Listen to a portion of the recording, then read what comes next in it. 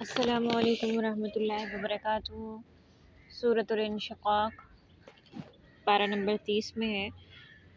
سورۃ الانشقاق اس سورت کا نام انشقاق پہلی آیت سے لیا گیا ہے، جس کا معنی ہے پھٹ جانا۔ انشقاق جسے کہتے ہیں شق القمر، یعنی چاند کا ٹکڑے، شق دو ٹکڑے ہو گیا، پھٹ گیا۔ اسی طرح اسی سے انشقاق ہے جس کا معنی ہے آسمان پھٹ جانا۔ یہ صورت مکہ مکرمہ میں نازل ہوئی ہے اور اس کا ایک رکوع ہے جو کہ 25 آیات پر مشتمل ہے۔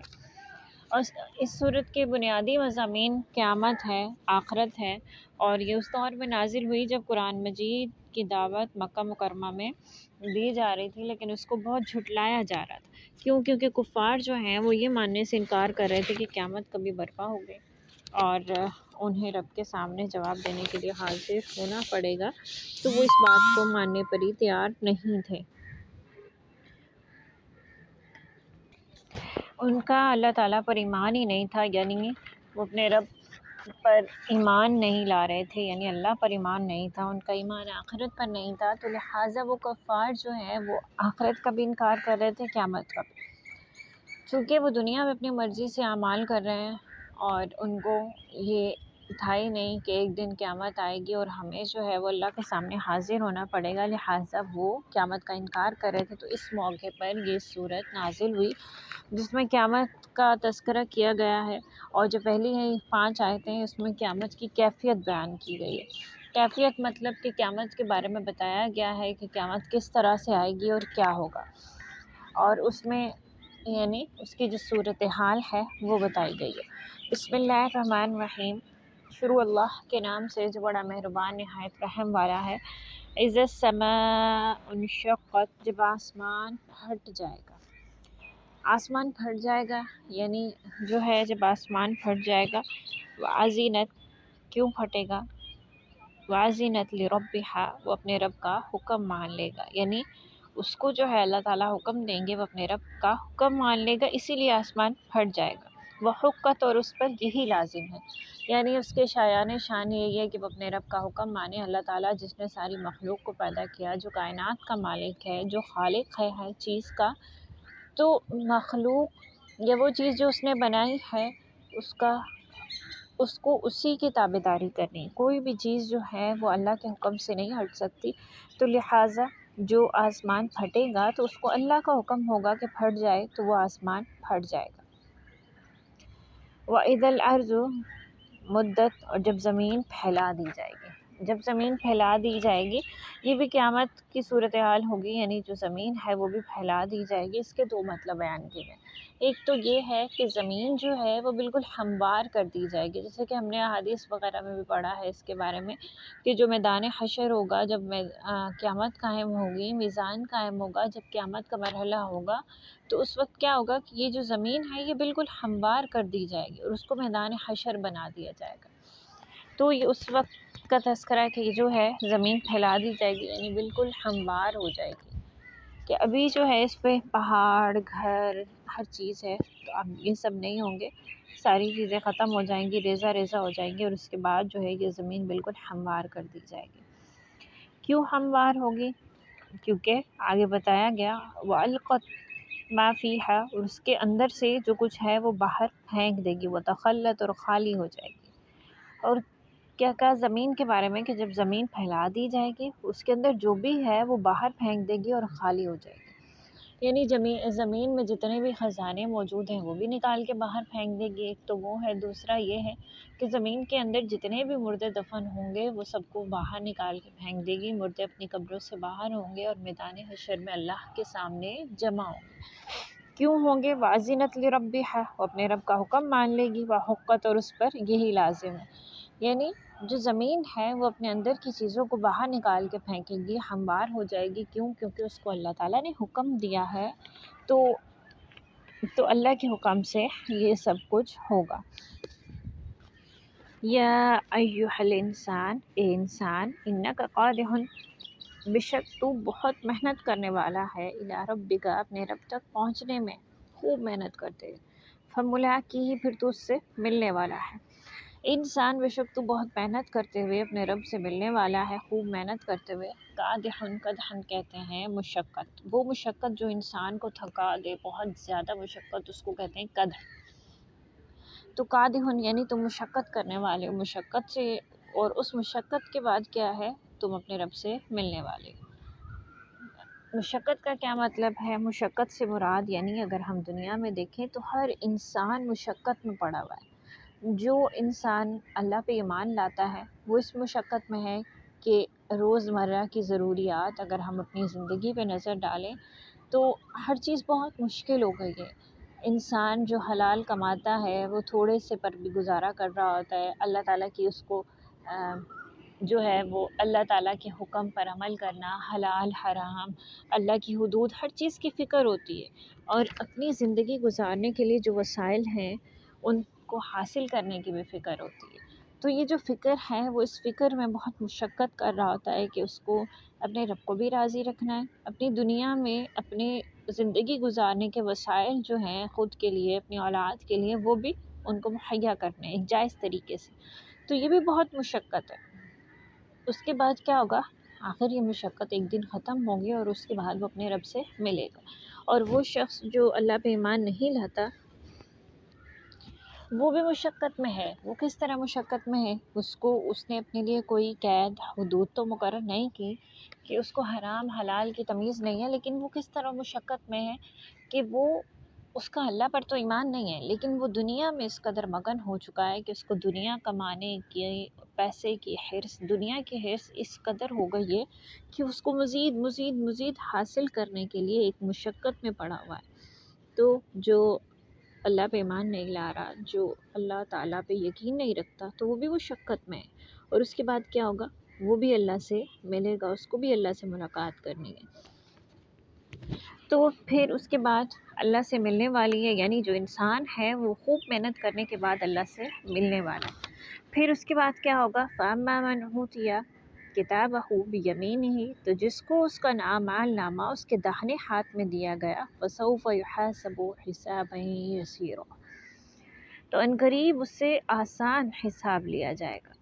پھر اس کے بعد کیا ہوگا کہ جس کے ہاتھ میں نامہ اعمال داہنے ہاتھ میں دیا جائے گا تو اس سے آسان حساب لیا جائے گا، یعنی جس نے دنیا میں اتنی مشقت میں کاٹی اپنے رب کی حدود پر عمل پیرا ہونے کے لیے اور دنیا کی زندگی گزارنے کے لیے وہ ایک مشقت میں رہا، اللہ تعالیٰ کے احکامات پر عمل کرنے میں مشقت میں رہا، پھر اس کے بعد وہ آخرت میں گیا تو اس کا جو نامہ اعمال ہے اگر داہنے ہاتھ میں دیا گیا تو اس سے آسان حساب لیا جائے گا۔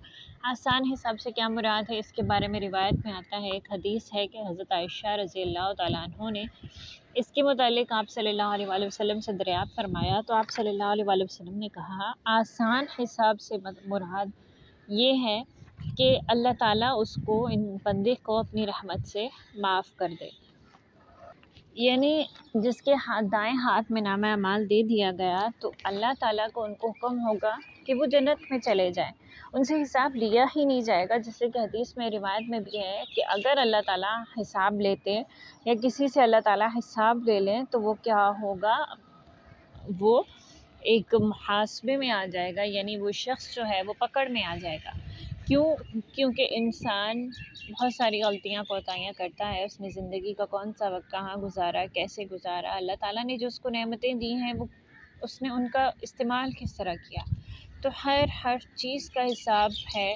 اگر اللہ تعالیٰ اس طرح حساب لیں، جس طرح کے حساب بالکل محاسبہ جس کو کہتے ہیں، اللہ تعالیٰ اگر واقعی کسی کا حساب لے لیں تو انسان کی پکڑ ہو جائے گی، لیکن کیا ہوگا کہ جس نے ذرا نیکیاں زیادہ کی ہوں گی اللہ تعالیٰ اس کو اپنی رحمت سے بخش دیں گے، اس کا حساب بھی نہیں لیں گے، اس سے سوال جواب ہی نہیں کریں گے، کیونکہ اللہ نے اگر سوال جواب کیے تو کیا ہوگا کہ اس کی پکڑ ہو جائے گی۔ تو لہٰذا یہاں حساب کتاب سے مراد ہے کہ اللہ اس شخص کو اپنی رحمت سے بخش دے گا اور وہ اللہ تعالیٰ اس پہ اپنا رحم کرے گا اور وہ جنت میں داخل ہو جائے گا، اور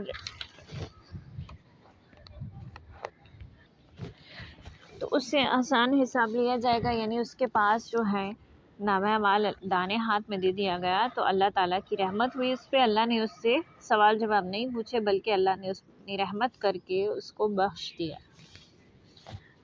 وَيَنْقَلِبُ إِلَىٰ أَهْلِهِ مَسْرُورًا، اور وہ اپنے گھر والوں کی طرف ہنسی خوشی واپس آ جائے گا۔ یہاں جو ہے گھر والوں سے مراد ہیں جو قیامت، یعنی جو اللہ تعالیٰ انسان کو جو آخرت میں جنت میں جو گھر والے ہوں گے، جو اس کو جنت میں حوریں دی جائیں گی یا جنت میں جو اس کے ساتھی ہوں گے، اس سے مراد وہ ہے۔ وَأَمَّا مَنْ أُوتِيَ كِتَابَهُ وَرَاءَ ظَهْرِهِ، جس کا اعمال نامہ اس کی پیٹھ پیچھے سے دیا گیا، فَسَوْفَ يَدْعُو ثُبُورًا، تو عنقریب وہ موت کو پکارے گا۔ وَيَصْلَىٰ سَعِيرًا، اور وہ بھڑکتی آگ میں جھلسایا جائے گا یا داخل ہوگا۔ إِنَّهُ كَانَ فِي أَهْلِهِ مَسْرُورًا، بے شک وہ اپنے گھر والوں میں خوش تھا، یعنی جس کا نام اعمال جو ہے وہ بائیں ہاتھ میں دیا گیا، الٹے ہاتھ میں دیا گیا، تو وہ کیا ہوگا؟ جس کا نام اعمال اس کی پیٹھ پیچھے کی طرف سے دیا گیا، اس کا مراد یہ ہے کہ وہ لوگ پیٹھ پیچھے کی طرف سے دیا جانا، یعنی وہ لوگ جو ہیں وہ جہنمی جو ہوں گے، جو بدکار لوگ ہوں گے، اس کے بارے میں کہ پیٹھ پیچھے کی طرف سے دیا گیا، تو اس کا کیا ہوگا کہ وہ عنقریب موت کو پکاریں گے، یعنی وہ لوگ جنہوں نے دنیا میں ایسے اعمال کیے، اللہ پہ ایمان نہیں لائے، اللہ تعالیٰ کے احکامات کو پیٹھ پیچھے ڈال دیا، پس پشت کر دیا، تو وہ موت کو پکاریں گے، عنقریب موت کو پکاریں گے۔ مطلب جب ان کا میدان حشر میں ہوں گے، اس کے بعد جب نام اعمال ان کا دیکھا جائے گا، حساب کتاب ہوگا، اس کے بعد ان سے کہا جائے گا ان کو دوزخ میں ڈالنے کا حکم ہوگا، تو وہ موت کو پکاریں گے۔ جو ہم پیچھے بھی کئی آیات ایسی گزری ہیں جس میں وضاحت ہے کہ وہ لوگ جب جہنم میں ان کو داخل کیا جائے گا، تو جہنم کی جو سختی ہے، دوزخ کی سختی، اس قدر تکلیف دہ عذاب ہوگا کہ اس کو دیکھتے ہوئے وہ موت کو پکاریں گے کہ کاش انہیں موت آ جائے اور وہ اس تکلیف سے آزاد ہو جائیں۔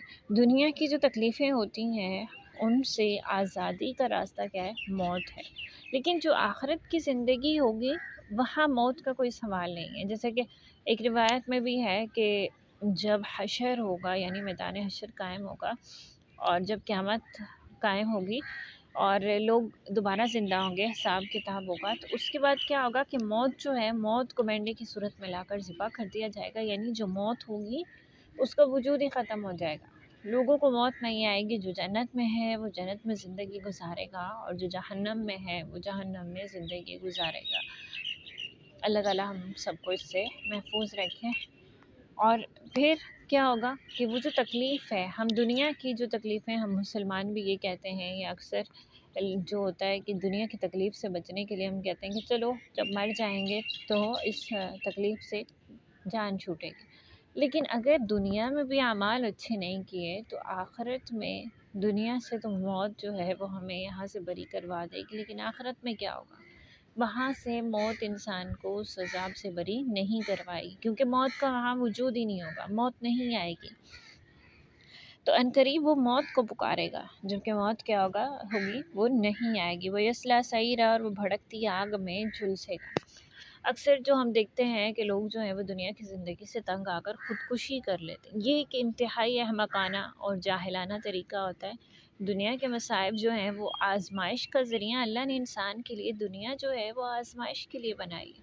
جو نیک لوگ ہیں، جن کا اللہ پر ایمان پختہ ہے، وہ کبھی بھی گھبراتے نہیں ہیں، وہ صبر کرتے ہیں، اپنے اللہ تعالیٰ سے لو لگاتے ہیں، اور اپنے جو ہیں وہ اعمال اچھے رکھتے ہیں، آخرت کے لیے کوشش کرتے ہیں، تو آخرت کے لیے کوشش کرتے ہیں تو وہ آخرت کی زندگی کو دیکھتے ہیں۔ لیکن جو دنیا میں برے اعمال کرنے کے بعد کوئی غلط کام، غلط طریقہ کار اختیار کرتے ہیں، حرام موت مرتے ہیں، تو وہ یہ نہیں سوچتے کہ اگلی جو زندگی ہے وہ تو بہت طویل ہے، اس میں تو موت آئے گی نہیں۔ اللہ تعالیٰ اس سب کو محفوظ رکھے اور ہمیں جو ہے وہ عقل اور ہدایت عطا کرے اور غور و فکر کرنے کی توفیق دے، تاکہ ہم اپنی دنیا پر بھی غور کریں اور آخرت پر بھی۔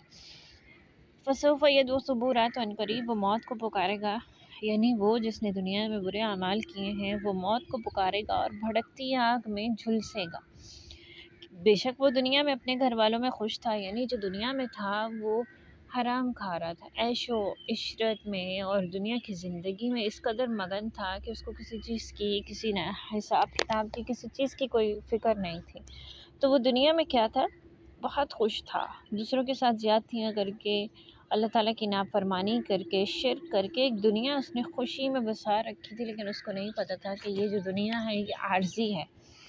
چاہے خوشی میں ہے، خوشی ہے اگر تب بھی عارضی ہے، اگر تکلیف ہے تب بھی عارضی۔ اگر تو دنیا کی خوشی ہے، چونکہ یہ عارضی خوشی ہے تو اس کی تو کوئی حیثیت نہیں، اگلی زندگی بہت دردناک ہوگی۔ لیکن اگر دنیا کی زندگی میں بہت تکلیف ہے لیکن وہ کیا ہے، عارضی ہے، تو اگلا وقت بہت اچھا ہوگا، تو یہ ایک بہترین منافع ہے، خسارے کا سودا نہیں ہے۔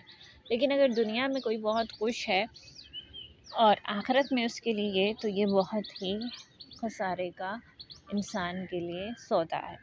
اِنَّهُ ظَنَّ أَن لَّن يَحُورَ، بے شک اس کا خیال تھا کہ وہ واپس نہیں جائے گا، بھلا کیوں نہیں، إِنَّ رَبَّهُ كَانَ بِهِ بَصِيرًا، بے شک اس کا رب اس کو خوب دیکھنے والا تھا۔ یعنی اس کو لگتا تھا کہ وہ جو دنیا میں کر رہا ہے اس کے بعد اس کو پوچھا نہیں جائے گا، وہ واپس نہیں جائے گا۔ دنیا میں مال کما لیا، حرام کھا لیا، اللہ کے ساتھ شرک کر لیا، توبہ نہیں کی، تو اس کو لگتا تھا کہ کوئی پوچھ نہیں ہوگی۔ ایسا نہیں ہے، جس خالق نے پیدا کیا ہے اس کے سامنے بھی جانا ہے اور اس سے وہ ہم سے جواب لے گا۔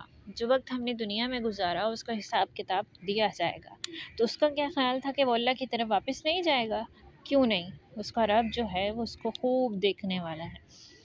فلا اقسم بالشفق، مجھے قسم ہے شام کی سرخی کی، واللیل وما وسق، اور رات کی اور ان چیزوں کی جن کو وہ سمیٹ لیتی ہے، والقمر اذا اتسق، اور چاند کی جب وہ پورا ہو جائے، لترکبن طبقا عن طبق، تم ایک حالت سے دوسری حالت میں ضرور پہنچو گے۔ یعنی اللہ تعالیٰ نے اپنی جو کائنات میں تخلیق کی ہوئی بے مثال قدرت ہے، ان کی قسم کھاتے ہوئے کہا کہ تم جو ہے ایک حالت سے دوسری حالت میں ضرور پہنچو گے۔ یعنی جو انسان ہے اگر دیکھے تو ایک حالت سے دوسری حالت میں ضرور پہنچتا ہے، اور یہیں سے اس کے لیے کیا ہے، ایک تنبیہ ہوتی ہے، یہیں سے اس کے لیے ہدایت حاصل کرنے کا ذریعہ ہے کہ وہ نصیحت پکڑ لے۔ انسان سب سے پہلے کیا ہوتا ہے، انسان کا وجود ہی نہیں ہوتا، اس کے بعد دنیا میں آتا ہے، اور ایک ایسا بچہ ہوتا ہے جس کو اپنی کوئی خبر نہیں ہوتی، نہ وہ بولتا ہے نہ اس کو سمجھ ہوتی ہے، دوسروں کے سہارے پہ ہوتا ہے، والدین ماں باپ اس کو بڑا کرتے ہیں۔ اس کے بعد جب وہ بچپن ہوتا ہے، اس کے بعد وہ بچپن گزرتا ہے، جوانی، پھر اس سے وہ بڑھاپے میں منتقل ہوتا ہے، اور بڑھاپا بھی ویسا ہی ہوتا ہے کہ اس میں بھی وہ کچھ کرنے کی صلاحیت نہیں رکھتا، اور بڑھاپے کی جو منزل ہے اس کے بعد کیا ہوتا ہے، وہ دوبارہ فنا ہو جاتا ہے، پھر اس کا وجود نہیں رہتا، اور پھر اس کے بعد کیا ہو، اس کو اللہ کے پاس حاضر ہونا ہوتا ہے۔ تو یعنی پہلے اس کو دنیا میں ہے، اس کے بعد وہ مرے گا اور پھر دوسری حالت میں یعنی اللہ کے پاس بھی جائے گا۔